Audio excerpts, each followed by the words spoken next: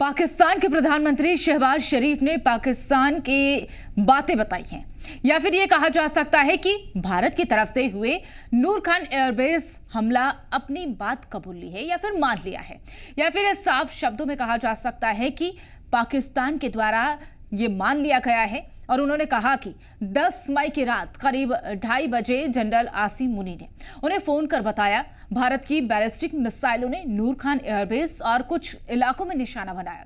शरीफ ने दावा भी किया है कि पाकिस्तान की वायुसेना ने देसी तकनीक और आधुनिक उपकरणों का इस्तेमाल कर देश को बचाया है। चीन से मिले जेट्स पर लगी आधुनिक टेक्नोलॉजी का भी इस्तेमाल किया गया। इधर भारत ने रक्षा मंत्रालय के द्वारा बताया गया है कि 9 और 10 मई की रात पाकिस्तान की तरफ से हुए हमले को भारत के एयर डिफेंस सिस्टम आकाश-3 ने नाकाम कर दिया। पूरी तरह से स्वदेशी डिफेंस सिस्टम इसे बताया जा रहा है। यहाँ तीनों सेनाओं के पास मौजूद है। और इसी बीच प्रधानमंत्री नरेंद्र मोदी के आवास पर एक बैठक हुई। इसमें केंद्रीय गृह मंत्री अमित शाह, विदेश मंत्री एस जयशंकर और राष्ट्रीय सुरक्षा सलाहकार NSA अजीत डोभाल भी मौजूद रहे। रक्षा मंत्रालय ने यह भी बताया कि 9 और 10 मई की रात को पाकिस्तान ने भारत की मिलिट्री और सिविल इंफ्रास्ट्रक्चर पर मिसाइलों और ड्रोन से हमला कर दिया था।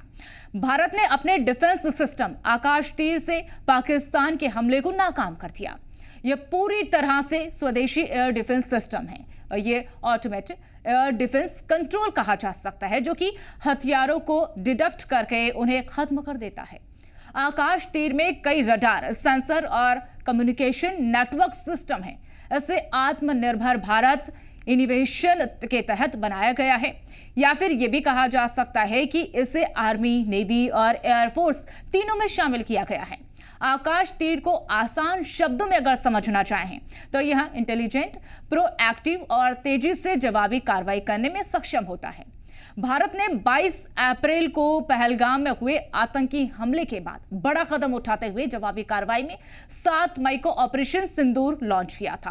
पहलगाम में हुए हमले में 26 लोग मारे गए थे। ऑपरेशन सिंदूर में भारतीय सशस्त्र बलों ने पाकिस्तान और पाकिस्तान के कब्जे वाले जम्मू कश्मीर के आतंकी ढांचे को निशाना बनाया, जिसमें जैश-ए-मोहम्मद, लश्कर-ए-तैयबा और हिजबुल मुजाहिदीन जैसे आतंकी संगठन से जुड़े 100 से अधिक आतंकवादी इसमें मारे गए। हमले के बाद पाकिस्तान ने नियंत्रण रेखा और जम्मू कश्मीर में सीमा पार से गोलीबारी के साथ साथ सीमावर्ती क्षेत्रों में भी ड्रोन का प्रयास किया और इसके बाद भारत ने एक समन्वित हमला कर दिया।